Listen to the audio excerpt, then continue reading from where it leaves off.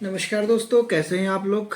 उम्मीद करता हूँ आप सब लोग अच्छे होंगे। मैं हूँ विनय कुमार थापा और आज फिर मैं एक इन्फॉर्मेटिव वीडियो लेकर आपके सामने आया हूँ जो आज कल सुर्खियों में है। और वो है, क्या पेटीएम सच में बंद हो जाएगा। और पेटीएम के विषय में मैं आज आपके लिए जानकारी लेकर आया हूँ। पेटीएम पेमेंट बैंक, सभी लोगों ने सुना है पेटीएम करो, बहुत चर्चा और सुर्खियों में रहा। पेटीएम पेमेंट बैंक, या यूँ कहें कि पेटीएम पेमेंट बैंक तो बहुत कम लोगों को जानकारी है। खाली लोग पेटीएम जरूर जानते हैं कि पेटीएम करो का साउंड सबने सुना, बहुत अच्छे से लोगों के बीच में उसने अपनी एक पैंट बना दी, घुस गया। दुकानों में आप पेमेंट करते हैं तो वहाँ पर सबसे पहले ये आवाज़ आती थी पेटीएम करो। तो अब पेटीएम पेमेंट बैंक यानी कि पेटीएम क्या सच में 29 फरवरी के बाद काम नहीं करेगा?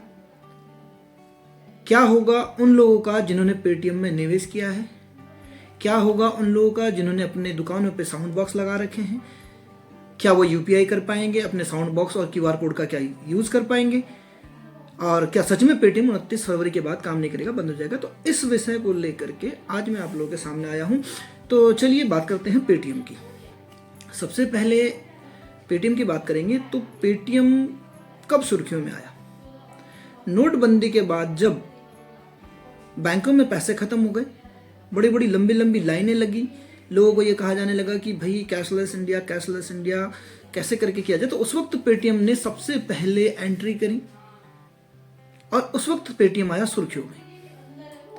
पेटीएम ने मोबाइल में लोगों की जगह, अपने जगह बनाई, लोगों की दुकानों पे क्यूआर कोड स्कैन की जगह बनाई, और इस तरह से करते धीरे धीरे धीरे धीरे वो एक कैशलेस ऑप्शन के तौर पर हम लोगों के जीवन में इसने प्रवेश किया।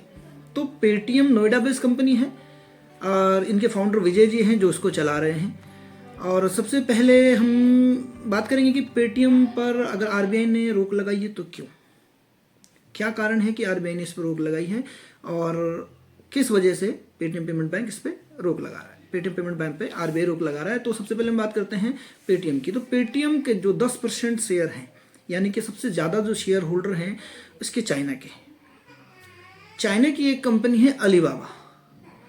अलीबाबा की एक छोटी कंपनी है, उसका नाम है Ant Finserv. Ant Finserv company ने पेटीएम पर 10% का, यानी कि सबसे ज़्यादा जो उसके शेयर होल्डर हैं, जो सबसे ज़्यादा निवेश किया है, चाइना की आंट फिनसर्व कंपनी ने इस पर निवेश किया है। और इस पर जो सबसे पहला इल्ज़ाम लगा था, सबसे पहला इल्ज़ाम इस पर यह लगा कि पेटीएम अपने सभी ग्राहकों का डाटा चाइना की आंट फिनसर्व कंपनी के साथ शेयर कर रही है।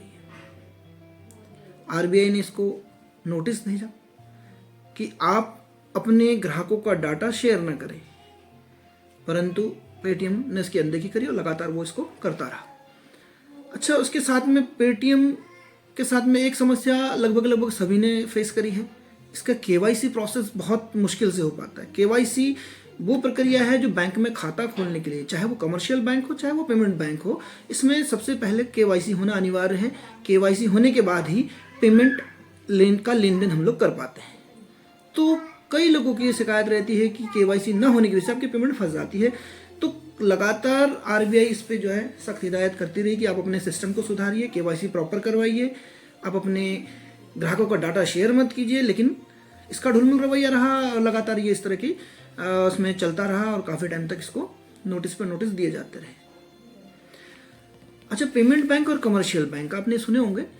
तो कमर्शियल बैंक वो है जिसको खोलने के लिए, जैसे कि आप एसबीआई ले ले, पीएनबी ले ले, एचडीएफसी, एक्सिस और बहुत सारी बैंक है। इस तरह से जो कमर्शियल बैंक है, इनको खोलने के लिए हमें चाहिए होता है 500 करोड़ रुपए का कम से कम निवेश, और पेमेंट बैंक खोलने के लिए चाहिए कम से कम 100 करोड़ रुपए का निवेश। अच्छा, उसके बाद पेमेंट बैंक पे बहुत सारी चीज़ें हैं जो उनके ऊपर नियम कानून होते हैं कि आप कम से कम 1 लाख, यानी कि 1 लाख रुपए से ज़्यादा आप इस पर निवेश नहीं करा सकते अपने ग्राहकों से। और कमर्शियल बैंक में आप जितना मर्जी निवेश करें, वहाँ पर कोई लिमिट नहीं है। तो एक एलिगेशन पेटीएम पर यह लगना शुरू हुआ कि वो अपने कस्टमरों से 1 लाख रुपए से ज़्यादा, उससे कई ज़्यादा तक भी निवेश करा देता था, जबकि इसको जो एक लिमिट दी गई थी वो 1 लाख रुपए से ज़्यादा की निवेश कराने की लिमिट नहीं थी। इसके लिए भी उसको नोटिस दिया गया, लेकिन पेटीएम का वही ढुलमुल रवैया, उसने जो है इस पर भी ध्यान नहीं दिया। तो फाइनली 31 जनवरी को रिजर्व बैंक ऑफ इंडिया ने सख्त हिदायत के साथ धारा 35A 1949 की धारा के तहत इस पर रोक लगा दी। ये तो फाइनल हो गया कि 29 फरवरी 2024 के बाद पेटीएम बैंक पर बैन लगा दिया गया है, पेटीएम काम नहीं करेगा। ये तो फाइनल हो गया कि 29 फरवरी के बाद पेटीएम काम नहीं करेगा, पेटीएम पर रोक लगा दिया गया, आरबीआई द्वारा इस पर रोक लगा दी गई है।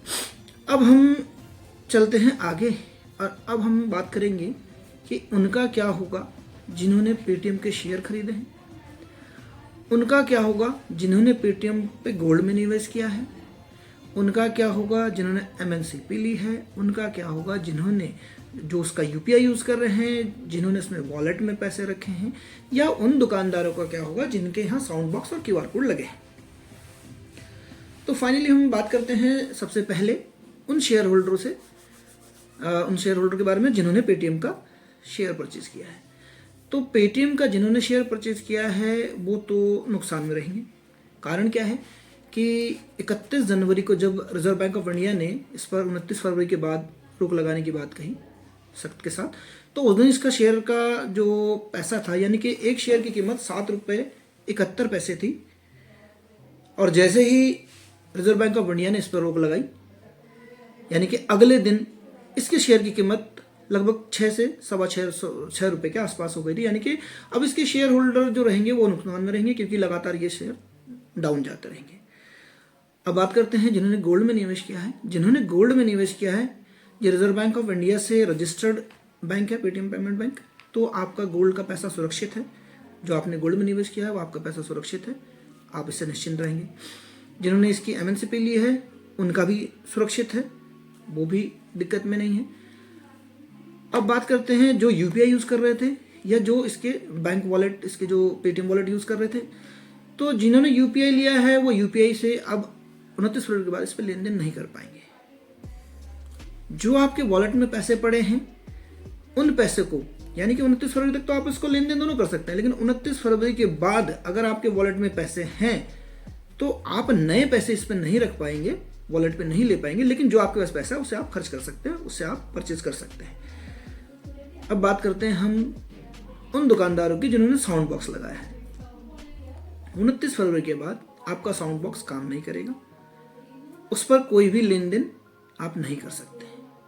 रिजर्व बैंक ने इस पर सख्त हिदायत के साथ, सख्ती के साथ इसको रोक लगा दी है। पेटीएम नए ग्राहक भी नहीं जोड़ पाएगा। जब नए ग्राहक नहीं जोड़ पाएगा तो जाहिर सी बात है कि ना तो उनका केवाईसी होगा, क्योंकि केवाईसी में पहले भी प्रॉब्लम आ रही थी, और लेन देन भी नहीं कर पाएगा। तो कुल मिलाकर के इसका सारा सार ये निकलता है कि पेटीएम पेमेंट बैंक जो है 29 फरवरी के बाद काम नहीं करेगा। फिलहाल के लिए इसमें आरबीआई ने रोक लगा दी है। तो दोस्तों, आप जो है अपने पेटीएम को जो यूज़ कर रहे हैं वो आप 29 फरवरी तक आप उसको यूज़ कर सकते हैं। उसके बाद आपके वॉलेट में जिन्होंने इसका फास्टैग लिया है उनके लिए भी यही सेम नियम है। आप उस पर जो आपने पेटीएम पेमेंट बैंक से जो आपने फास्टैग में रिचार्ज किया है तो आप उसका रिचार्ज तो कर सकते हैं, यानी कि आप उसका यूज़ कर सकते हैं, उसको रिचार्ज दोबारा से नहीं कर पाएंगे 29 फरवरी के बाद। 29 फरवरी तक ही आप उसका यूज़ कर पाएंगे, उसके बाद आप उस पर रिचार्ज नहीं कर पाएंगे।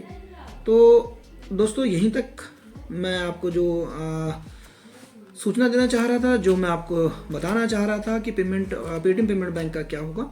तो सारा सार ये है कि 29 फरवरी के बाद आप पेटीएम पेमेंट बैंक से लेन देन के लिए जो है आपके पास जो पैसा है, जो वॉलेट में है या जो फास्टैग में है, उसको तो आप यूज़ कर सकते हैं, लेकिन आप नए रिचार्ज नहीं कर पाएंगे। फिलहाल के लिए अभी आरबीआई ने इस पर रोक लगा दी गई है। आगे क्या होगा, भविष्य में पेटीएम क्या दोबारा से चालू हो पाएगा या पेटीएम कुछ नया लेके आएगा, जब भी अपडेट आएगा मैं आप लोगों के सामने उपस्थित हूँगा। आज तक के लिए इतना ही। धन्यवाद, नमस्कार।